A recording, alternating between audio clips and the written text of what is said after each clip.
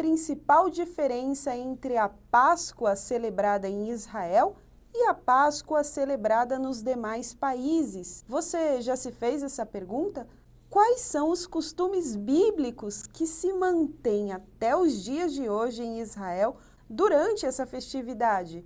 Bom, antes de tudo, Shalom Haverim, Ma Shlomchem, Hakol Beseder. Olá, amigos, tudo bem? O meu nome é Sara e eu vou estar explicando para vocês sobre a Hag Pesach, a festa de Pesach, de Páscoa, como que ela é em Israel.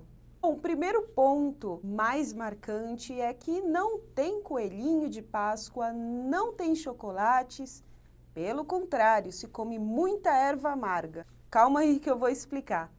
Bom, a Páscoa celebrada em Israel é um momento de memória, de lembrança a um tempo bíblico, a uma história, um fato bíblico. O que para muitos países ou muitas pessoas é tido como uma lenda, um conto, em Israel é um fato histórico que é revivido, que é lembrado até os dias de hoje, que é o fato da libertação do povo de Israel da mão de Faraó, da terra do Egito. A Páscoa é vista na Bíblia ainda quando o povo de Israel estava como escravo, a ponto de serem libertos. É aí que é mencionado pela primeira vez a Páscoa. E isso em Israel não é só uma história bíblica, isso é um fato histórico que reflete em um feriado no país todo.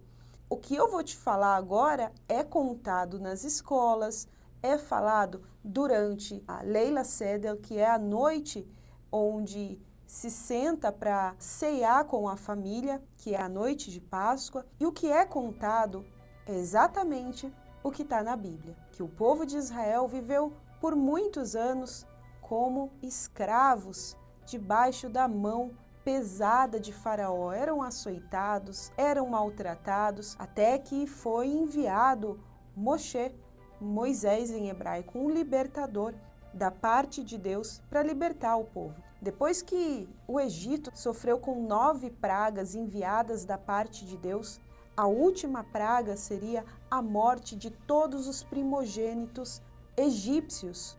Na verdade, a morte de todos os primogênitos que estivessem em casas que não estavam marcadas pelo sangue do cordeiro. É aí que é mencionado a Páscoa, quando Deus dá a ordem a Moisés que se sacrificasse um cordeiro e o sangue desse cordeiro, representando cada família, fosse passado nos umbrais das portas de todos os filhos de Israel.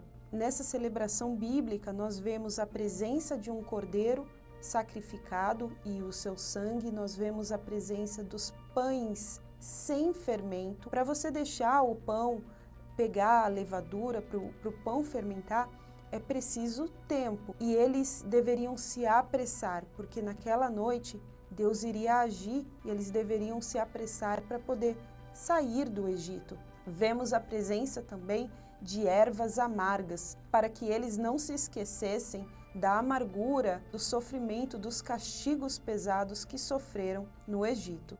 E tomarão do sangue e poloão em ambas as ombreiras e na verga da porta, nas casas em que o comerem, e naquela noite comerão a carne assada no fogo, com pães asmos, com ervas amargosas a comerão.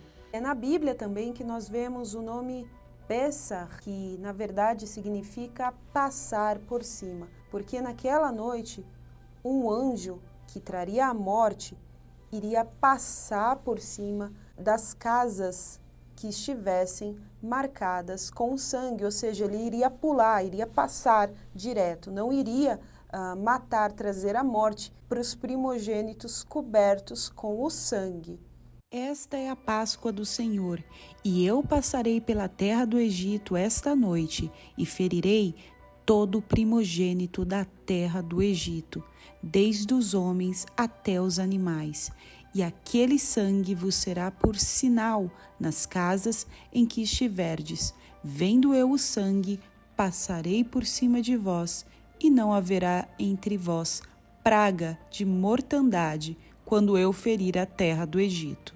Na prática, em Israel, a Páscoa, hoje em dia, passou por algumas adaptações. Ao anoitecer do dia 14 do mês de Nissan do calendário hebreu, se celebra a Noite de Páscoa, a mesma data bíblica em que o povo foi liberto do Egito.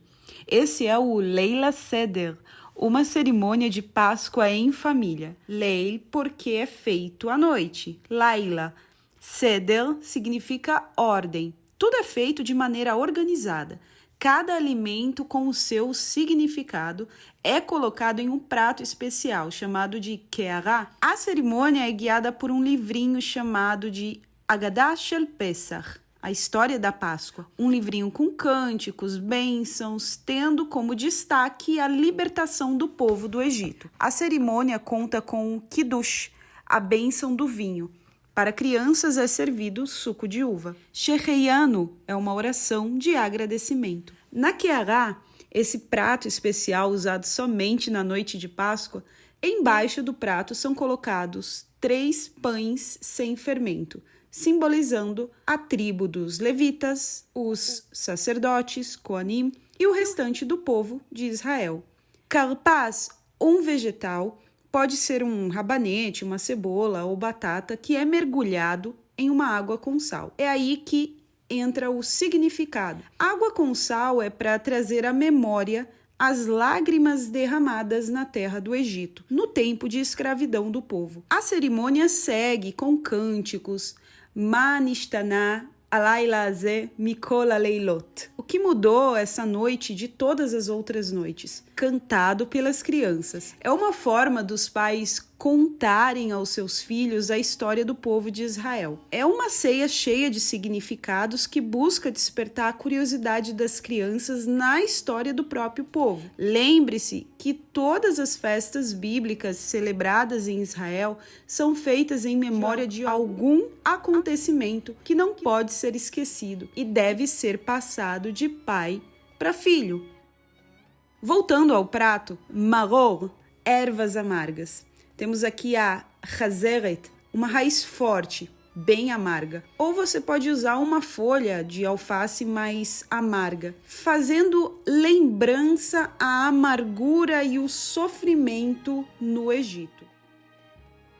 O ovo e os roa, que é a asa do frango, ou pode ser um pedaço do cordeiro, traz a lembrança do cordeiro que era sacrificado no templo em Jerusalém, o cordeiro pascal. Sacrifícios estes que não são mais feitos em Israel, pois já não há mais um templo, só que se lembra que isso era feito através desses elementos. Haroset é uma mistura de maçã com tâmaras e nozes. O sabor é bem gostoso, mas pela aparência nos faz lembrar a argamassa, usada nos trabalhos duros quando o povo era escravo no Egito. Durante a leitura das 10 pragas, coloca-se o dedo mindinho dentro do copo com vinho e se tiram gotas, 10 gotas no total. Isso porque o copo de vinho simboliza a alegria.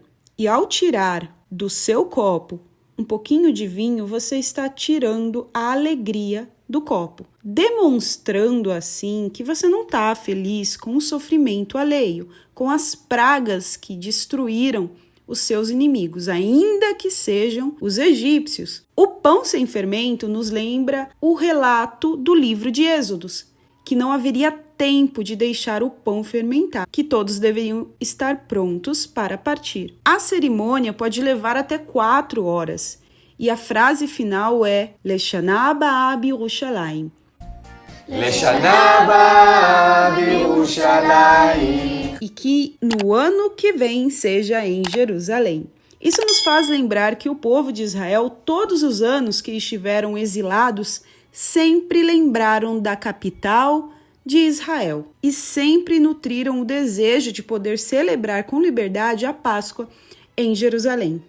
A Páscoa é uma das cerimônias mais importantes em Israel. Por isso, no dia a dia do povo, isso é vivido com muita intensidade. Por exemplo, nos canais que são transmitidos desenhos infantis, ali é contado a história de Pessach, a história da Páscoa. Não para por aí. Em Israel se vive intensamente a festa de Pessach. No supermercado você não vai encontrar chocolates, ovos de Páscoa, mas algo interessante você vai encontrar. Todas as prateleiras onde estão produtos com fermento, com hametz, são lacradas, mostrando assim que o povo deve seguir a orientação de não comer nada com fermento durante a época de Páscoa. Apesar de todas essas prateleiras estarem lacradas, você não é obrigado a seguir essa lei, caso você não queira. Mas isso sim incentiva toda a nação a não comer fermento durante a época de Páscoa. Assim como a Páscoa em Israel é marcada por um momento de memória, de libertação de uma vida de escravo, marcando assim uma nova etapa, uma nova vida, Jesus Cristo morreu, ele entregou a sua vida, derramou um sangue preciosíssimo justamente na época de Páscoa. Seria isso coincidência numa época em que se é lembrado um momento de libertação, justamente nessa data, o maior sacrifício, um sacrifício que iria marcar toda a humanidade, aconteceu. Jesus celebrou a Páscoa com os seus discípulos um pouco antes de ser preso. É o que nós vemos nos evangelhos. E ele disse: ide à cidade a um certo homem, e dizei-lhe: o mestre diz, o meu tempo está próximo, em tua casa celebrarei a Páscoa com os meus discípulos. Agora, um detalhe interessante é que nós não vemos a presença do Cordeiro nessa Páscoa celebrada por Jesus. Nós sim temos a presença dos pães ázimos, do vinho, mas e o Cordeiro? Onde estaria o Cordeiro? Porque naquela época, cada família, quando se reunia, comia de um cordeiro sacrificado. E pela tradição, era um cordeiro sacrificado no templo em Jerusalém. Eu fico me perguntando se os discípulos não olharam um para os outros, tentando entender onde que estava o cordeiro para aquela celebração, sendo que todos ali eram judeus e comemoravam a Páscoa. Acredito eu que um pouco mais tarde, após a morte, crucificação e ressurreição de Cristo, eles entenderam que o cordeiro estava diante deles. Esse era o cordeiro que veio ao mundo para cobrir com o seu sangue todos os pecados daqueles que crescem nele e assim serem livres da morte eterna, da separação eterna de Deus. Enquanto a Páscoa, nos tempos de Moisés e até Jesus, era celebrada como somente uma libertação física, uma libertação de uma nova vida sem escravidão, sem tristeza, sem jugo, com uma nova terra. Jesus trouxe um novo significado da Páscoa, não fazendo-nos esquecer da grande libertação do povo do Egito, mas fazendo-nos entender um maior significado, uma maior salvação, uma libertação ainda maior do que a libertação que houve no Egito, a libertação das nossas almas. Não tem como falar de Páscoa sem mencionar sangue, sacrifício. E é por isso que eu vou abrir aqui um parêntese para que você entenda como eram feitos os sacrifícios antigamente e por que Jesus morreu por nós, por que era necessário sangue. Se você voltar nas histórias bíblicas, desde os tempos de Adão, quando ele pecou, um animal inocente morria no lugar de um pecador. Sempre foi assim. Lembre-se que há um versículo que diz que o salário do pecado é a morte. Então, para que aquele pecador não morresse em seu pecado, era sacrificado um animal inocente. E esse animal morria no lugar do pecador. E através do sangue desse animal havia redenção. Assim era a lei da época. Assim foram feitos sacrifícios diários no tabernáculo, posteriormente no primeiro templo, no segundo templo, e assim continuou até a vinda de Jesus. Apesar dos judeus não crerem que Jesus é o Messias, não acreditam que o sangue que foi derramado é um sangue de redenção para todos os que creem. Mesmo assim, apesar de não crerem, não existem mais sacrifícios de animais em Israel. Por quê? Porque não existe um templo para que isso seja feito de uma forma certa, adequada. Lembrando que o segundo templo foi destruído 70 anos depois de Cristo. Todo judeu, sabendo que o sangue é necessário para uma redenção, no dia de Yom Kippur, dia do perdão, o dia mais importante, se eu puder colocar aqui numa escala dos dias mais importantes em Israel, ficaria o dia do perdão, que é o Yom Kippur, o dia de redenção, e a Páscoa. São os feriados mais importantes do país. No dia de Yom Kippur, se você não viu um vídeo com respeito a isso, eu vou deixar aqui em cima para você ver, e também na descrição desse vídeo, que eu falo mais a fundo sobre o Yom Kippur. Mas nesse dia, sabendo os judeus que precisam de sangue para redenção, Yom Kippur é um dia onde o sumo sacerdote, lá que o povo saiu do Egito na época de Moisés, o Arão, ele entrava diante do Santos dos Santos. Consequentemente, esse costume foi passando de geração em geração.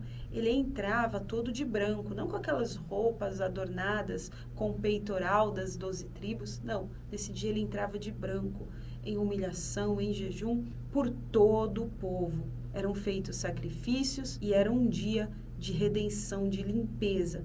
Hoje em Israel, esse dia existe. Nesse dia, o país para, até o espaço aéreo fica fechado, as televisões param de transmitir qualquer coisa. É um dia onde as pessoas jejuam. Nesse dia, alguns rabinos, mestres da lei, eles pegam galinhas mesmo, e derramam o sangue delas.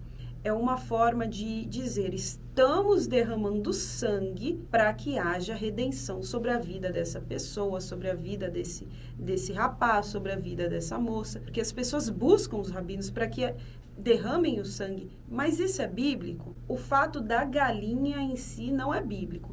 Mas o derramamento de sangue para que haja redenção da pessoa, sim, é bíblico. Vindo Jesus, voltando para Jesus, que derramou o seu sangue, fica muito mais claro para a gente entender. Se a gente conhece um pouco da cultura judaica, a gente entende o porquê Jesus derramou o seu sangue, por que é sempre falado que o sangue dele é precioso. Você já deve ter ouvido frases em igrejas, as pessoas dizendo: o sangue de Jesus tem poder. Aí você entende por que tem poder. Porque foi derramado em favor de toda a humanidade. Quando Cristo veio e entrou uma vez por todas no lugar santíssimo, ele não levou consigo sangue de bodes ou de bezerros para oferecer como sacrifício. Pelo contrário, ele ofereceu o seu próprio sangue e conseguiu para nós a salvação eterna. O sangue de bodes e de touros e as cinzas da bezerra queimada são espalhados sobre as pessoas impuras e elas ficam purificadas por fora. Se isso é assim, imaginem então quanto maior ainda é o poder do sangue de Cristo. Por meio do Espírito Eterno, ele se ofereceu a si mesmo, a Deus, como sacrifício sem defeito. A Páscoa comemorada em Israel nos faz lembrar um momento de libertação. A Páscoa comemorada em memória de Cristo também nos faz lembrar um momento de libertação, um momento de redenção das nossas almas. Não é à toa que Jesus disse: fazei em memória de mim, beba esse cálice em memória de mim, coma desse pão em memória de mim. Todas as festas em Israel, tanto a festa de tabernáculos, a festa da colheita, a festa de Purim, a festa de Pessah, todas as festas comemoradas em Israel, elas têm esse sentido de fazer em memória de algo. É interessante que a maioria das festas do calendário em Israel são festas voltadas a acontecimentos bíblicos, que para muitos países é uma historinha infantil, um conto de escola dominical. Em Israel são fatos ligados à cultura, ligados à história de todo o povo. Então que nessa Páscoa você possa se lembrar de 2 acontecimentos muito marcantes. A saída do povo de Israel do Egito, a salvação da vida deles, que através desse povo veio o Salvador, o Mashiach, Jesus Cristo, Yeshua, e na Páscoa celebrada em memória de Jesus, nos faz lembrar algo ainda maior, que é a libertação das nossas almas para sempre, porque nele, em Jesus, nós temos salvação.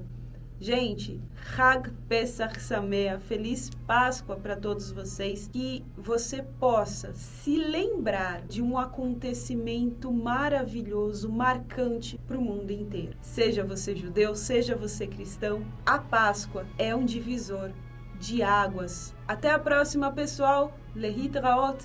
Feliz Páscoa!